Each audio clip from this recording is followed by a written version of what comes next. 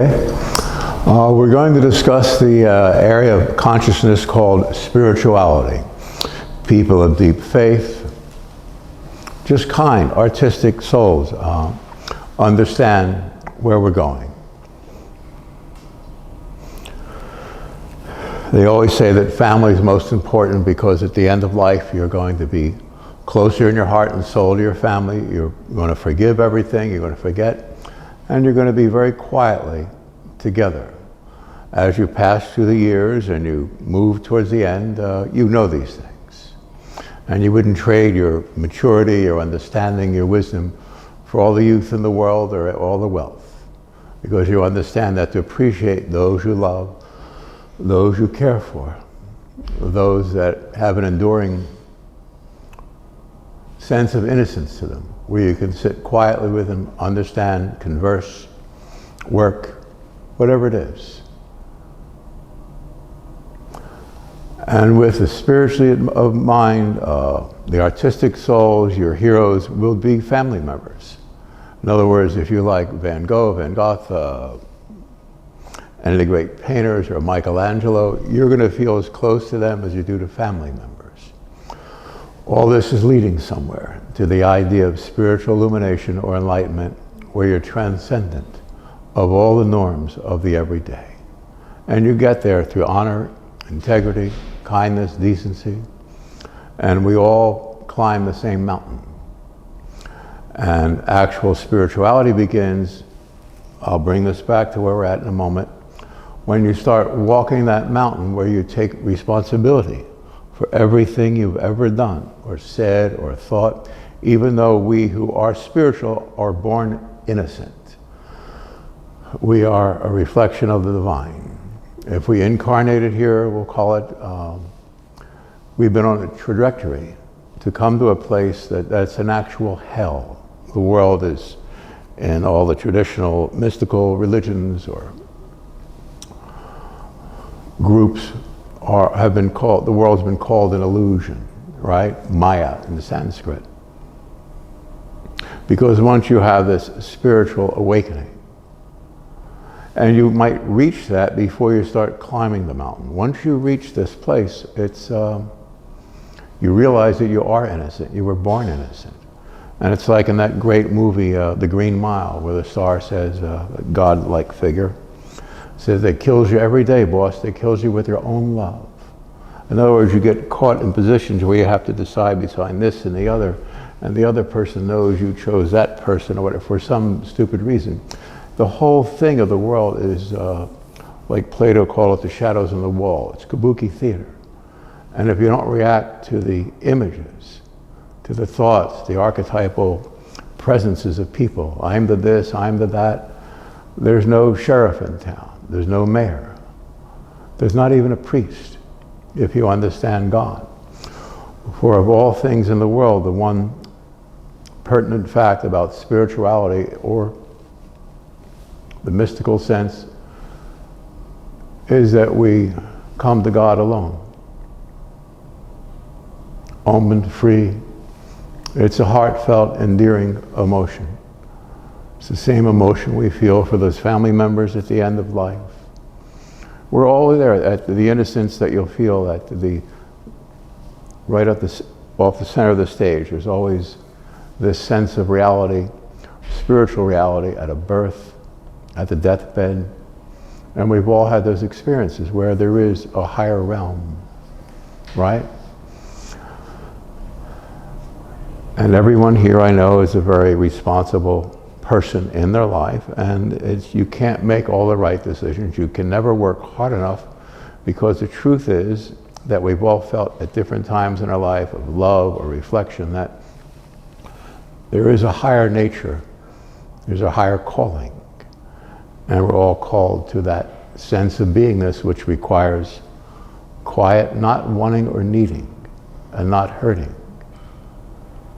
It's a very beautiful place to understand God, the only God, and you, his very, very, very best friend. From time to time, he speaks to us, right? And when he does, it's as though we're the only person in the world. because the God we are, the only person in the world. And it's the same sense, because God gives God, that's what God is. So when you love your grandmom, family member, your mom, she gave her life for you. And when you honor that truly, then you're seeing God. That's the emotion we're talking about, where you walk off the beaten path and you're moving, you're looking for something better than the everyday. And then when you discover your own part in divinity, that's when the mountain will appear before you. A little off in the distance, and up top some low, kind of grayish, low-hanging clouds. And if you look at the very top of the peak, you'll see kind of a lightning, very subtle flashes hitting it, like Moses saw in Mount Ararat, right? There's something there, and you walk up that mountain, and it's very steep. And the way to get there is to clean up our act. Every little thing we thought and did. We take responsibility for everything. And knowing that the world is an illusion, but we're trapped, we can't help certain people, certain times, hurting them, right? And even though we didn't really do that, that's the part of us that uninvolves our relationships to the world. It's a mystical therapy, like martial arts with Mr. Esculta here. You're fighting yourself, you're growing, you're letting go of your conditioned life to step beyond all your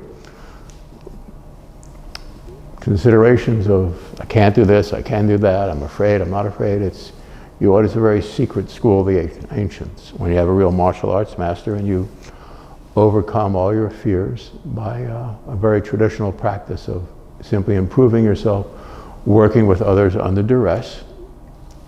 It's like two prize fighters at the end of the fight. They hug each other. And they know each other better than a husband and wife, right?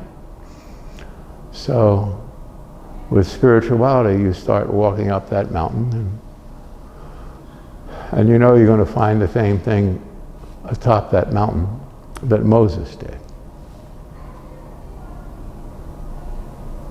Divinity, the beginning and end of everything. And you'll know before you get there that there's nothing wrong with you. Although God can't see the world, God is with us every moment, every second, every day. And at a point we're going to realize we are innocent. It's original innocence. If we're spiritual and we're in this world today, we're God's spiritual heroes. We've given up our part in divinity, which is an unimaginable, infinite ocean of ever-enduring waves of understanding, dimensions, and rooms of thought, and places of infinite interest. It has nothing to do with this world, which will go up in a puff. If you read the writings of all the great spiritual heroes or teachers, cosmic consciousness, spiritual consciousness, you'll see that there is the same sense of something so transcendent, so beyond the everyday, that the everyday never really exists for you again. Someone like Walt Whitman or thousands of other writers will have left their legacy. And it all points to the fact that why did Jesus hang on a cross? Why was Moses not fulfilled at the end? Etc., etc., etc. For all the religions, all the great teachers, all the great artists, they gave their life to recreate, we'll say that in the artist, the beauty they felt and saw within. A point today would be that if we understand that, we can uninvolve ourselves with everything we've ever done and thought, and we can add to the sense of spiritual enlightenment that's traditionally been present, that it's not just we who are going to be enlightened and will walk away from the world. It's not that. You can't walk away from this. You can end it through truly being illumined, taking responsibility for everything. And that's not turning in on yourself. That's the same, that's saying that humiliation is humility. No, humility is you're on a beach that's infinite, looking at it, infinite shoreline, at an infinite sky, and it's just, you're all wrapped in awe of each other. See what I'm saying? Artistically, spiritually, it's the same emotion. If you give yourself away, you're happy. There's no one to fight, no one to want, no one to need. And that's the beginning of understanding, not the end of anything. When you appreciate something or someone.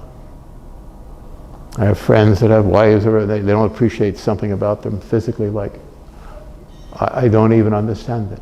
You're supposed to grow in love, quietly, respectfully.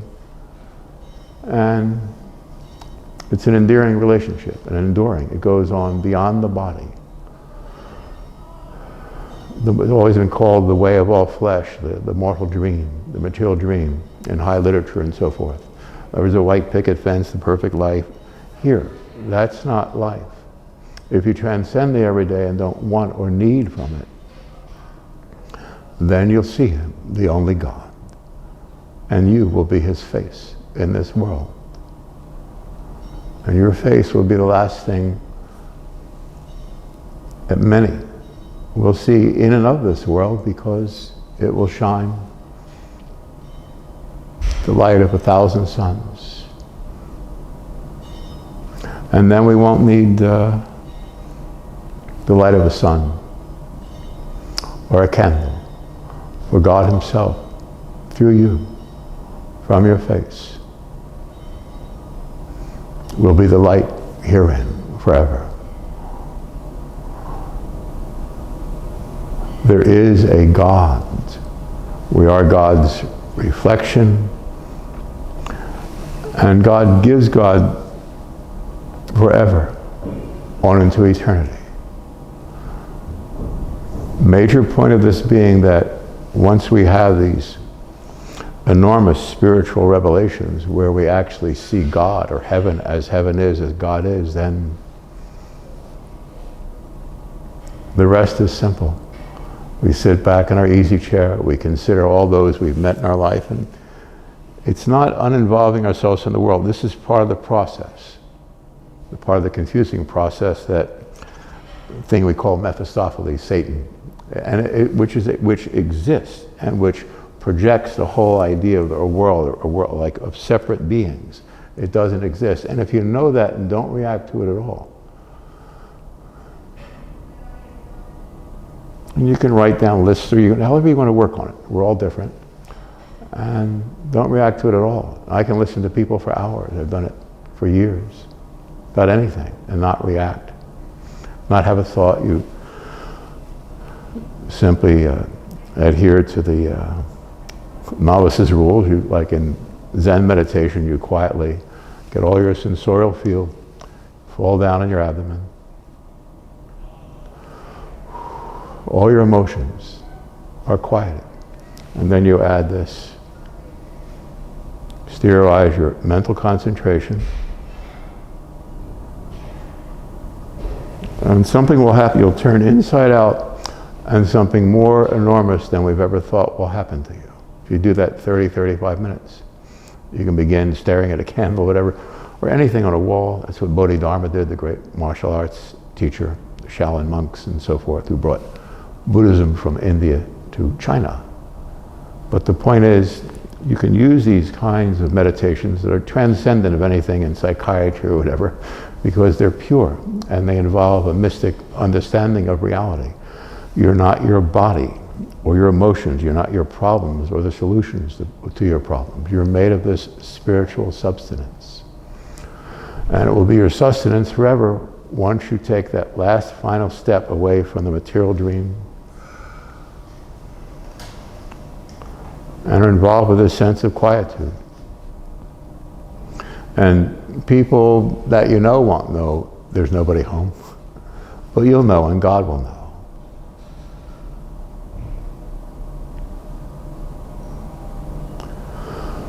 So we exteriorize everything we think and feel, which projected out of it, and understand this whole realm is incidental. It's a projection of something very dark. Like if they say that the devil is more afraid of one righteous person more than 1,000 blind believers. Take that into the mystical realm. It's in your psychology. So if you're very quiet, because I've done this 50, 60 years every day, most of the day, despite any conditions. And I have been involved in every condition. Humbly, I'm saying, I'm speaking for all spiritual people. We've all been through a nightmare many times, right? Or in the back of our own psyche.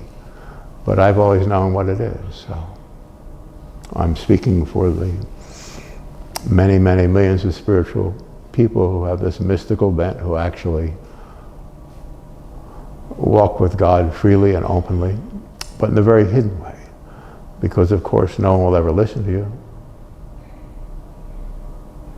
You know what I'm saying? It's like everyone's mind is like, it comes out of B5, I-19, it's like a bingo cage. You say a couple words and they jump on the words rather than sitting quiet and listening, like I've tried to express today. If you sit quietly and just listen to someone, not about the game, but about their real emotions or thoughts, a family member, a wife you're not getting along with totally, just quietly, don't want anything from them. Just exteriorize your empathetic listening, we'll call it, okay? Just listen kindly and train yourself to not react. And they'll get everything off their mind and feel like they finally have a friend in the world.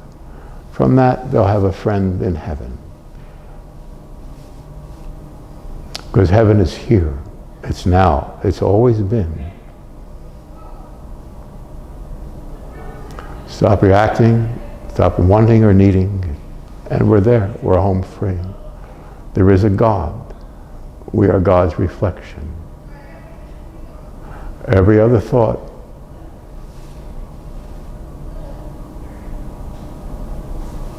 isn't, it wasn't, it could never be.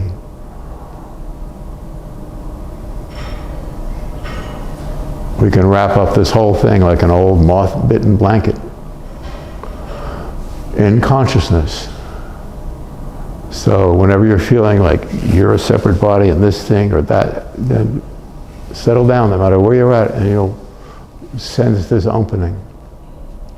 And not that it's up to you to decide, all of us who are spiritual are spiritual.